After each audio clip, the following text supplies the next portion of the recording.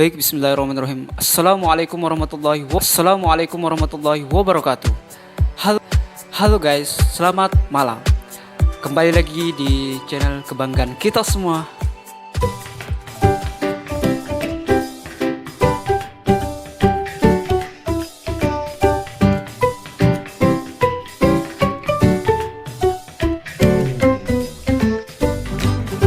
Kali ini kita kedatangan tamu yang spesial.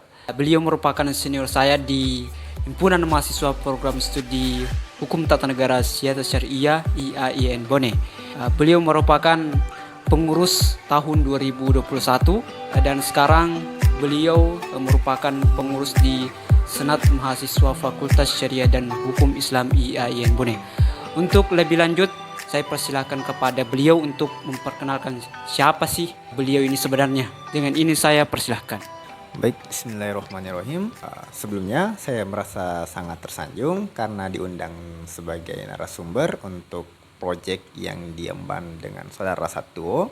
Untuk memperkenalkan diri saya biasa dipanggil dengan nama Fajri. Kemudian nama lengkap saya yaitu Ahmad Nur Fajri, diberikan oleh kedua orang tua saya. Kemudian saya masih menjadi status mahasiswa semester 8 alias semester akhir sementara penyusunan di Institut Agama Islam Negeri IAIN Bone.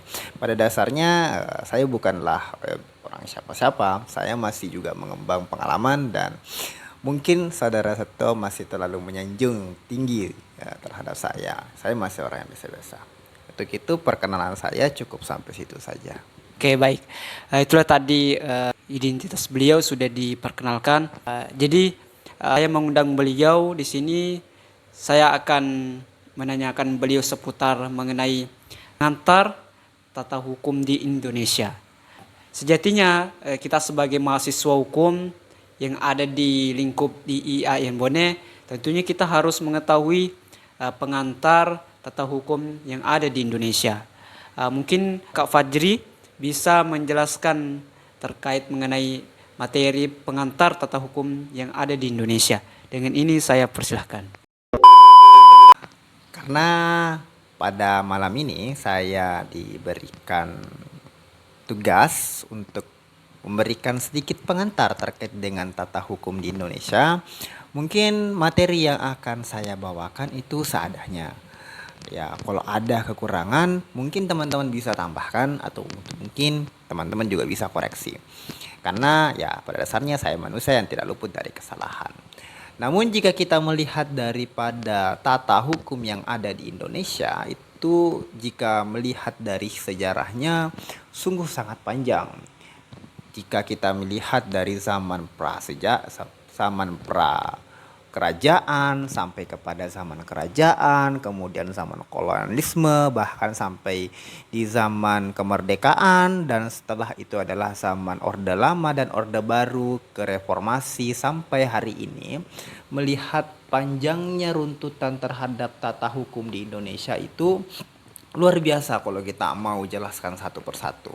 Maka mungkin hanya terbatas saya yang bisa saya jelaskan kepada di zaman pra kerajaan, hanya pada saat zaman kerajaan, kemudian di saat kolonialisme dan sampai pada zaman reformasi. Jika kita melihat pada sejarah, tata hukum di Indonesia pada zaman kerajaan itu masih sangat tradisional, masih menggunakan tata hukum yaitu hukum kebiasaan atau adat, di mana kita masih menganut kedaulatan monarki, yaitu raja sebagai sebuah sumber daripada hukum itu sendiri, atau raja yang menentukan terhadap bagaimana tindak tanduk dalam suatu negara. Karena pada zaman kerajaan Nusantara masih terdiri atas beberapa kerajaan. Kemudian setelah datangnya bangsa kolonialisme yang datang dengan tiga tujuannya, yaitu biasa disebut sebagai 3G, Gold, Glory, and Gospel, yaitu pertama dengan tujuannya adalah gold, keuntungan, emas, kemudian glory adalah kekuasaan, dan gospel adalah untuk penyebaran agamanya. Maka datang ekspansi besar-besaran dan tak terlupa terhadap dengan pengaruh hukumnya. Maka tata hukum di Indonesia pun terpengaruh di zaman era kolonialisme, di mana yang dulunya masih menganut konvensi atau kebiasaan berubah menjadi aliran legalistik, di mana undang-undang atau peraturan itu mulai dilegalisir, yang mana di zaman era Belanda sudah ada pembagian terhadap hukum itu, di mana terbagi atas tiga, yaitu hukum yang diberlakukan untuk para kaum bangsawan atau kolonialisme, kemudian hukum yang diterapkan oleh kaum pribumi, dan yang terakhir adalah hukum yang diterapkan oleh orang timur asing. Nah, kalau hukum yang diterapkan oleh Belanda itu adalah hukum yang bangsawan, di mana orang yang berperkara adalah orang-orang Barat atau orang-orang Eropa yang datang untuk melakukan ekspansi terhadap bangsa Indonesia yang juga menerapkan hukumnya, karena dalam hal ini tidak terlepas daripada asas yang kita kenal, yaitu asas konkordasi, di mana asas konkordasi ini yang kita tahu bahwa hukum yang dari daerah jajahan akan diterapkan di daerah jajahannya, alias hukum penjajah akan menerapkan hukumnya di daerah jajahannya. Maka daripada itu tidak terlepas daripada pengaruh Belanda ketika menjajah Indonesia. Nah, kalau Anda melihat daripada hukum tata hukum Indonesia itu sendiri, itu dipengaruhi daripada asas konkordasi ini. Nah, kembali lagi ke topik bahwa di zaman kolonialisme itu terbagi atas tiga jenis hukum, yaitu hukum yang diterapkan oleh kaum bangsawan, yaitu para kolonialisme, di mana orang-orang yang akan masuk dan tercover dalam hukum ini atau subjek hukum ini yaitu orang-orang bangsawan dan orang-orang Eropa. Jadi orang-orang Eropa akan menggunakan hukum bangsawan ini. Yang kedua adalah hukum pribumi, yaitu hukum yang hanya dikenai khusus kepada kaum pribumi. Maka orang-orang yang bersengketa atau berperkara itu akan dikenai khusus hanya kepada hukum pribumi. Begitu pula dengan orang-orang yang timur asing. Orang-orang timur asing itu orang-orang yang seperti apa? Yaitu orang-orang seperti pedagang Cina, pedagang pedagang India atau pedagang Arab. Mereka adalah orang-orang timur asing yang punya hukum sendiri. Nah, bagaimana jika terjadi perkara antara orang pribumi dengan orang Eropa? Maka yang akan digunakan adalah hukum Eropa. Maka dalam hal ini terjadi dualisme hukum ketika zaman kolonialisme. Berangkat daripada itu pun tetap diterapkan sampai hari ini. Seperti misalnya WVK atau One Vote WVK atau Wetboek van Capolden yang biasa kita kenal dengan KUH pidana atau kitab undang-undang hukum pidana yang sampai sekarang ini masih kita terapkan. Maka daripada itu kita tidak bisa lepas daripada identitas atau warisan daripada kolonialisme, karena kita masih menerapkan warisan-warisan daripada kolonialisme, yaitu tata hukum yang diwariskan dari zaman kolonialisme, atau biasa juga kita kenal dengan Wetboek WB atau Wetboek WB atau Wetboek Burgerlijk BW Burgerlijk Wetboek atau Kitab Undang-Undang Hukum Perdata. Itu merupakan warisan kolonialisme yang berusaha kita reformasi di zaman ini. Dan itu walaupun pada dasarnya kita berusaha mereformasi, tapi mungkin masih banyak kekurangan yang tidak sejalan daripada norma dan juga identitas bangsa. Maka mahasiswa pun dalam hal ini juga turut untuk mengkritisi terhadap KUH pidana tersebut. Nah, lanjut daripada itu, ketika zaman kolonialisme sudah berakhir, maka muncullah zaman proklamasi atau kemerdekaan di 17 Agustus. Namun pada saat itu bahwa beberapa hukum yang ada di Indonesia itu belum sempurna, maka muncullah suatu regulasi untuk menerapkan hukum pada zaman kolonialisme untuk tetap berlaku di zaman itu.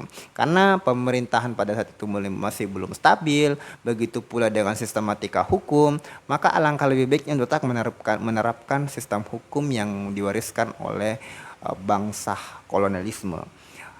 sampai hari ini sudah banyak reformasi terhadap hukum-hukum yang sudah diwariskan. Contohnya misalnya seperti adanya penambahan undang-undang terkait dengan undang-undang korupsi atau undang-undang terkait dengan perlindungan anak, KDRT, bahkan terorisme pun sudah ada. Jadi sudah banyak terjadi reformasi terhadap tata hukum di Indonesia dikarenakan karena pengaruh begitu pula terhadap pengaruh akademisi dan pendidikan Indonesia yang sudah semakin maju.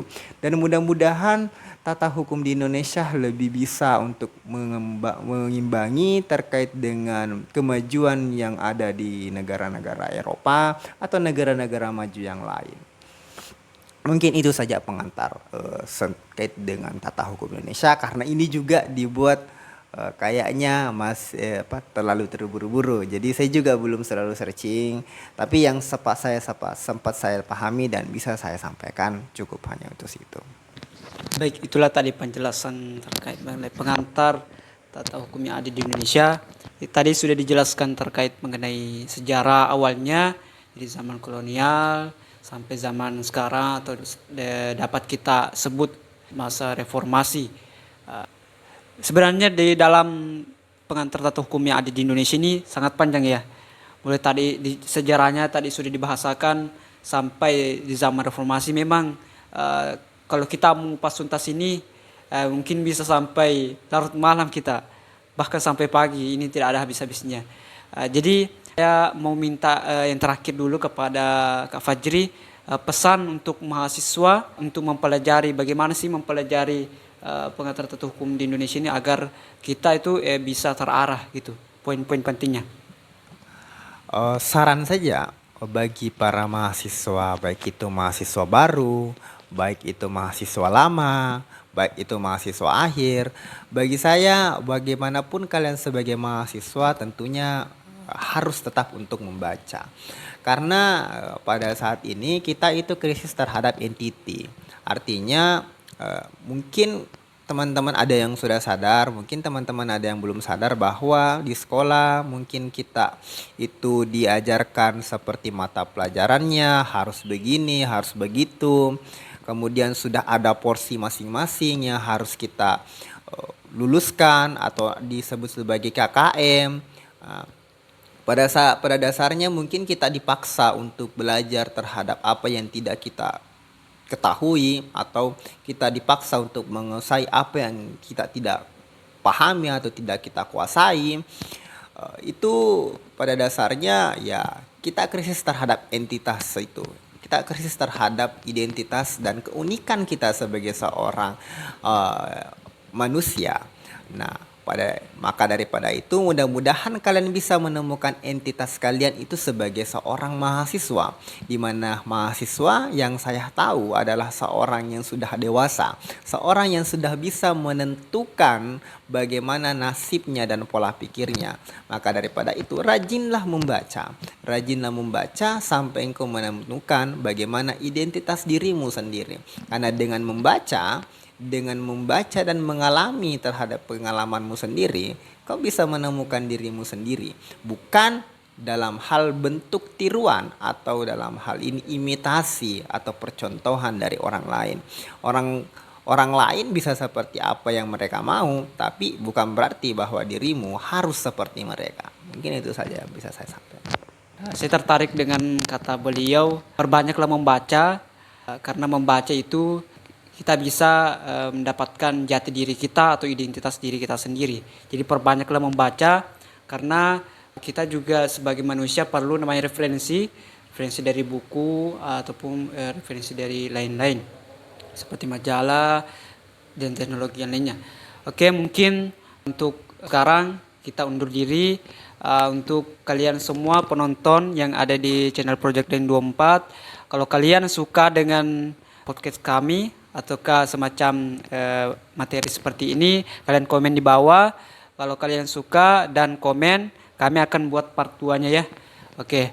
Dan terima kasih kepada narasumber kita, dan terima kasih atas kesediaan waktunya.